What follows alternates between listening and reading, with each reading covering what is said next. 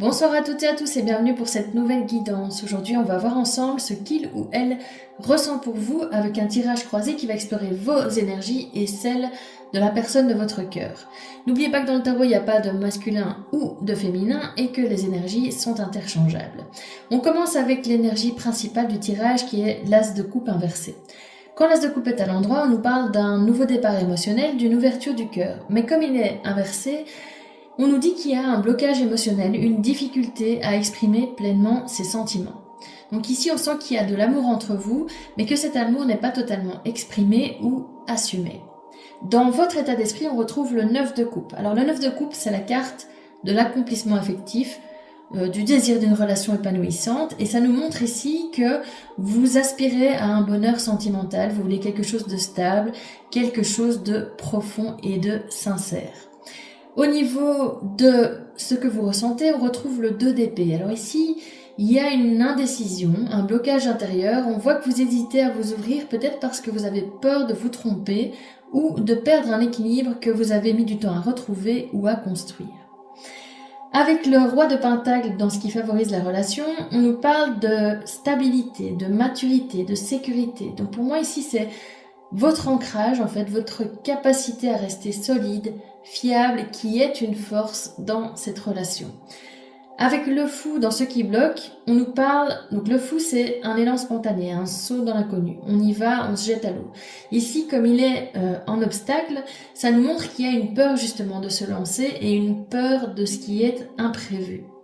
Avec le 9 de Pentacle comme carte conseil, on vous dit cultivez votre indépendance, cultivez votre estime de vous, avancez vraiment en confiance avec vous-même sans vraiment trop attendre de la personne en face de vous pour l'instant.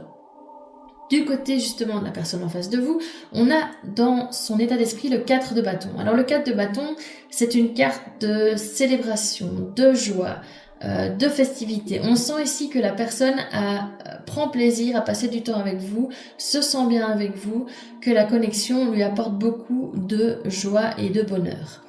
Avec la reine de Pentacle inversée dans ce qu'il ou elle ressent, ici on sent que cette personne a peut-être l'impression de ne pas être à la hauteur ou de ne pas avoir les ressources nécessaires pour vous donner ce que vous attendez. Dans ce qui favorise la relation, on retrouve le 10 de bâton inversé. Alors le 10 de bâton inversé, c'est le fait de lâcher un fardeau, de laisser les choses qui pèsent derrière soi. Et ici, on voit que justement, c'est ce que cette personne est en train de faire et c'est ce qui pourrait favoriser un retour de fluidité, de légèreté aussi peut-être dans cette relation. Et puis enfin, dans ce qui bloque la relation, on retrouve le page de bâton inversé. Ici, on voit avec ce page de bâton inversé que cette personne a probablement une forme d'immaturité émotionnelle, en tout cas qu'il y ait quelque chose encore qui est pas tout à fait stable et prêt à se lancer chez elle. Avec le 5 de bâton comme conseil, on lui dit ici qu'en fait il faut qu'elle ose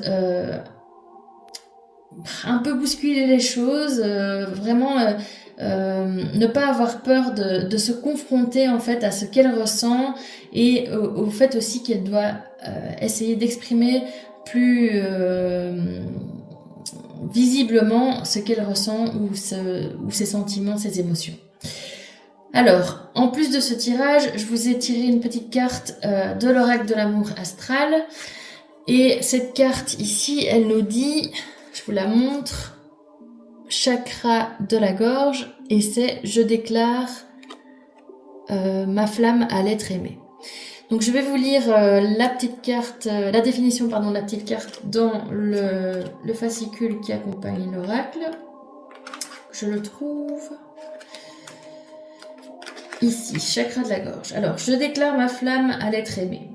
Si tu as tiré cette carte, c'est parce qu'il est fort probable que ton chakra de la gorge, qui représente ta communication et ton inspiration, soit déséquilibré.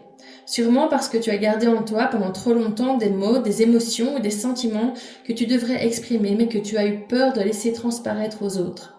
Quelque chose te chatouille les cordes vocales. Il est temps que tu prennes davantage la parole et que tu démarres cette fameuse conversation qui te hante. En ce moment, tu peux souvent te retrouver à bafouiller ou à bégayer car tu as du mal à traduire ta pensée ou à trouver les bons mots pour te faire entendre. Cela peut te conduire à cacher des choses car les exprimer est trop difficile pour toi. Ton inspiration peut également être bloquée, ce qui te rend très nerveux, nerveuse ou anxieux, anxieuse, voire mal à l'aise en groupe. Si ce centre énergétique est trop ouvert, tu peux également dévoiler des secrets, blesser les autres avec tes paroles, mentir ou dire un mot de trop. Si tu es célibataire, il est temps que tu avoues tes sentiments à cette personne, en amour ou en amitié, que tu souhaites garder dans ta vie et que tu lui fasses comprendre la place spéciale qu'elle a à tes yeux. Si tu es en couple, rappelle à ton ou ta partenaire pourquoi tu l'aimes et ce que tu souhaites concrétiser avec lui ou elle.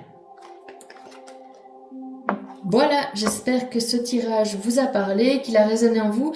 Si c'est le cas, je vous invite à partager votre signe astrologique en commentaire. Et puis je vous invite aussi à liker cette guidance et à vous abonner à ma chaîne pour recevoir les prochains messages.